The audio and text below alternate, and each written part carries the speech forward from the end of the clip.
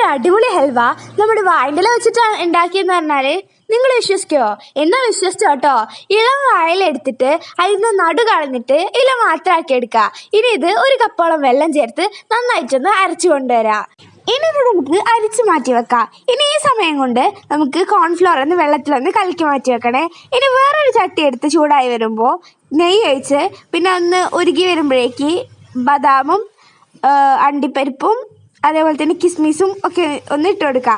ഇനി ഈ പച്ചവെള്ളം ഉണ്ടല്ലോ അതുകൂടെ ഒന്ന് ഒഴിച്ചു കൊടുത്തിട്ട് നന്നായിട്ടൊന്ന് മിക്സ് ചെയ്ത് കൊടുക്കാം. ഇനി ഇതിലോട്ട് നേരത്തെ ഉണ്ടാക്കി വെച്ച കോൺഫ്ലോറും കൂടെ ചേർത്ത് നന്നായിട്ടൊന്ന് മിക്സ് ചെയ്ത് കൊടുക്കുക.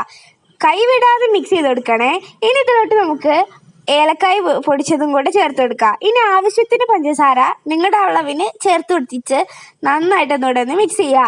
ഇത് കൈ വിടാതെ ഇളക്കണം കേട്ടോ, അടി പിടിക്കേ. ഇനി ഈ ഒരു ചട്ടിയിൽ ഇങ്ങനെ കറങ്ങി വരുന്ന പാകമാകുമ്പോഴേക്ക് നമ്മൾ ടിന്നിലോട്ട് മാറ്റി കൊടുക്കണം.